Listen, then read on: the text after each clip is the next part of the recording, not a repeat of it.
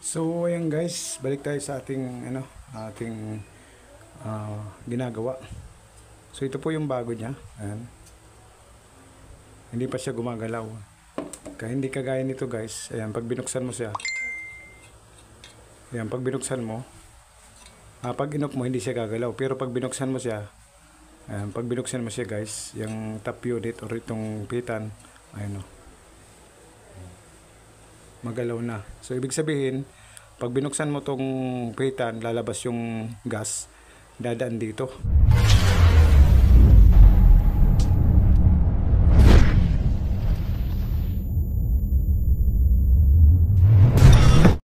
So dadaan sila dito.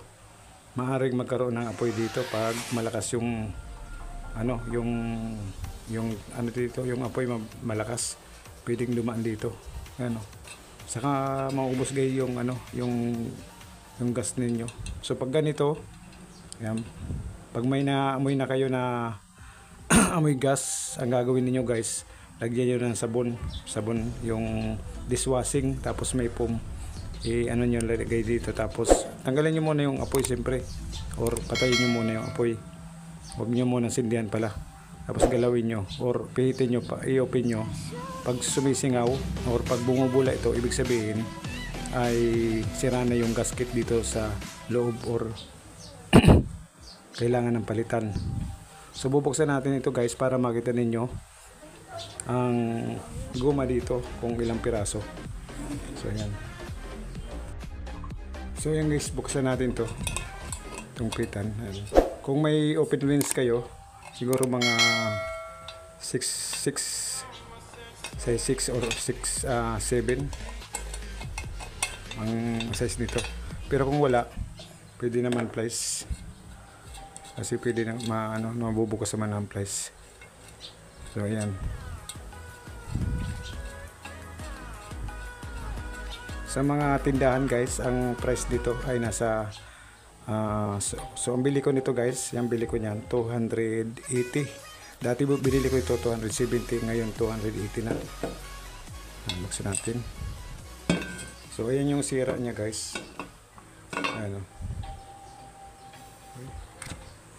Okay.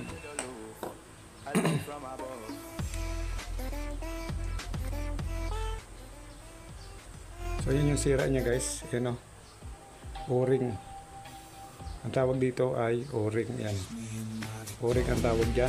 Napapalitan yan guys. Dahil sa wala akong papalit at kailangan ko nang gamitin, ay bumili na ako ng isang set ng top unit. Ayan. Nabibili ito guys sa Lazada or Shopee. Meron ito sa mga online shopping. Ayan. Mura lang naman yan. So kung gusto niyo magpalit, meron po sa Lazada. Sulat nyo lang yung Super Kalan gas rinse O-ring. So yun, napapalitan yan. 2 piraso. So ang nakalagay doon kasi nakita ko ay 5 piraso ata yun.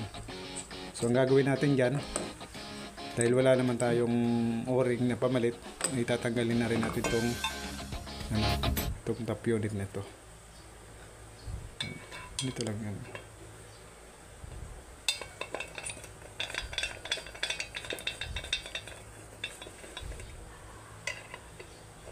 So kapag butas talaga yan guys, or kapag naglilik yan, dadaan niya yung gas, tapos maaari siyang magkaroon ng apoy. Dahil na-experience ko na yan doon sa isa kong Super Kalan, naglilik siya, nagkaroon ng apoy. Ayan. Bali ito nga pala guys, ang asbestos. Yan, asbestos ang pangalan yan. Tatabi ko lang to dahil nag-order ako ng O-ring sa online. Papalitan ko din yan. Pero ngayon ay kailangan ko talagang bumili muna nito ginagamit ko sa aking pagtitinda. So ilagay na natin to guys, itong bago. Sentro nyo lang yan.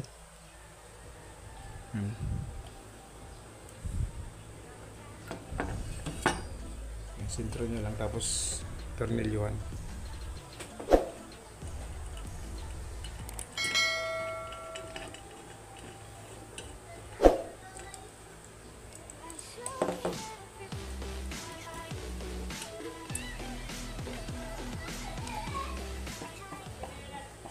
Wag nyo guys hayaan na mag-leak yung ano gas ninyo o yung mga amoy na naamoy nyo na. Wag nyo lang o kapag naamoy nyo na, kailangan nyo nang i-check itong top set, baka maluwag na to itong pitan, kasi karamihan ang lumuluwag talaga yung o-ring dito sa loob.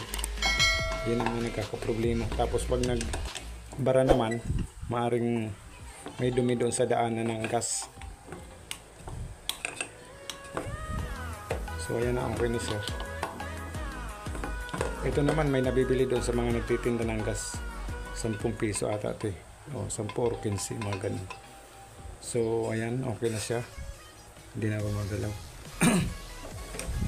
So hanggang dito na lang guys ang aking video, at ay maraming po salamat sa inyong walang sawang pagsubaybay sa aking YouTube channel, at sana po ay nagkaroon po kayo ng kaunting idea about po dito sa ating pagpalit ng top set dito sa Super Kalan, at kung anong mga parte ng Super Kalan. Maraming salamat at magandang araw po sa inyong lahat.